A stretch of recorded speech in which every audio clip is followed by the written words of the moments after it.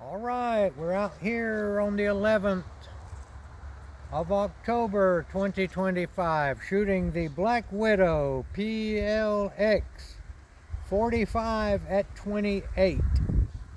Beautiful bow. They call it a long bow. It's not strictly a long bow, but that's what we call long bows these days. And only the first shot counts, is my saying, because you don't get but one at these white-tailed deer around here. I'm shooting 3-finger under. I try to pull the arrow even with my eye, way up here, and I try to point. I point, shoot. First shot is the shot that counts.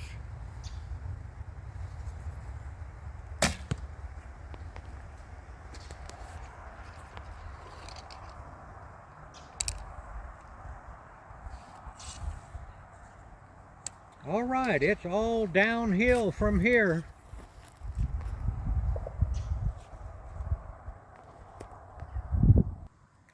All right, like I said, it's all downhill from there because you can't make a better shot than that. Going at the pig now. 3-finger under, drawing to the eye. We'll take that one too. I'm not going to shoot at that arrow because I don't like to break my nocks. I'm going to go at the little circle on the neck of the deer.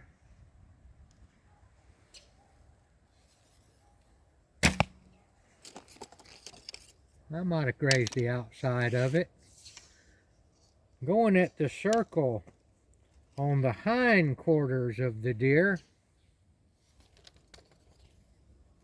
Whoa, I missed that one, but that's not a typical shot. Pulling it back to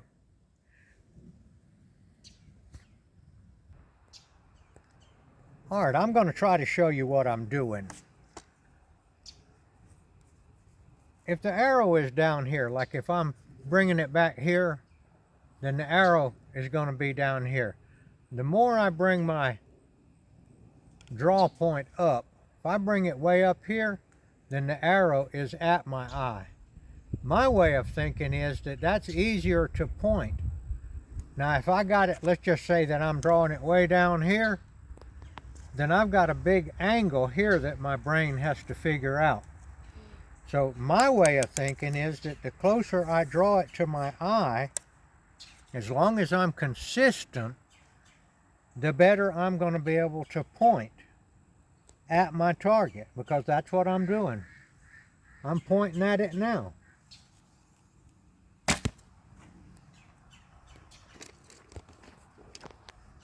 That's pretty darn close right there. Let's see if I can do it again. Bringing it up to my eye.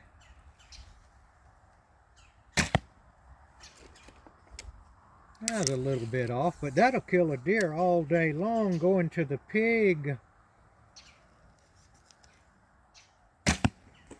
We'll take that.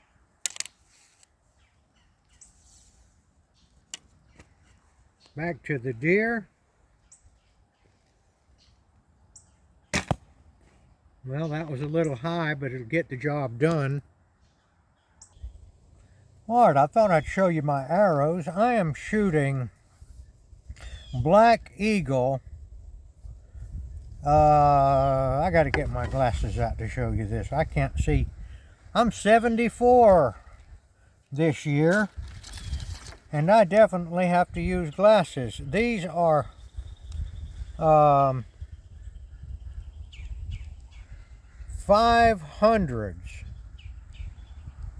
Black Eagle. Now I guess you might have noticed how long they were. Now I have a short draw to start with, but the reason they're so long is because I get extra weight and I like the arrow to be a little heavier. I do have inserts in there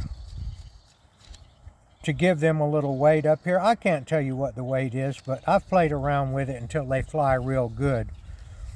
But I used to shoot the gap method where I use the tip of the arrow to aim with, and this particular length of an arrow brought the tip of the arrow at 15 yards right onto the kill zone of the deer. And I don't shoot gap anymore. I can, and I'm going to shoot gap and show you. But if you wondered why my arrows are so long, that's why.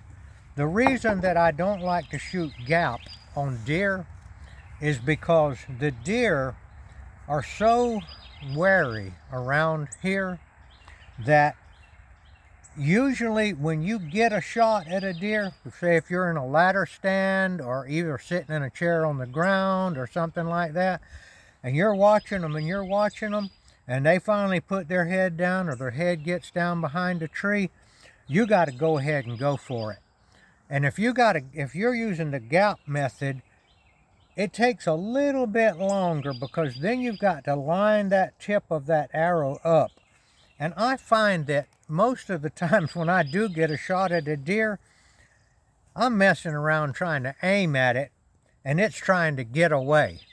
And I'm going to walk up there and I'm going to shoot a few gap shots for you and show you the difference. Okay, now when I shoot gap, I like to put my thumb knuckle to my cheekbone, and that brings the arrow, it's a consistent place, and I actually bring the point of the arrow up to about the belly of the deer, as I remember. But like I say, I don't use this in hunting now because I a lot of times don't have the time to aim. I just need to shoot. But anyway, trying the gap, point of the arrow up to the belly of the deer.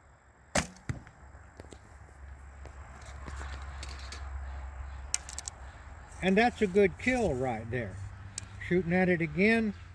Now if I was shooting at a tournament or a 3D shoot, which I don't very much, but you have time to aim then. They're not moving around like a wild deer.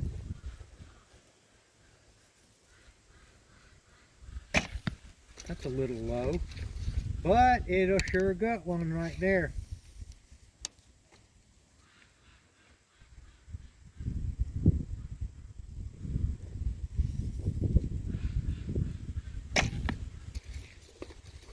That's pretty tight right there, but like I say, you just don't have time. Still shooting gap. A little bit low. I probably didn't pull it back as far. And I'll tell you another thing about that gap. I don't pull the bow back as far. Turn it over here. I don't pull it back as far because I anchor right here on my cheekbone. And when I do the point and shoot to my eye, I can pull it back further. I don't have an anchor point. I just have this. I just bring it back to my eye and I can get a few more inches going back to the point and shoot method to the eye.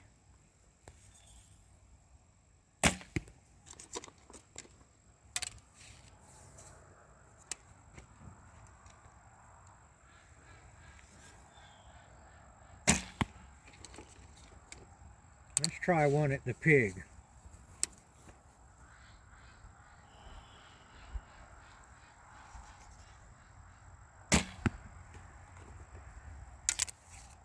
I'm at close to 20 yards right here.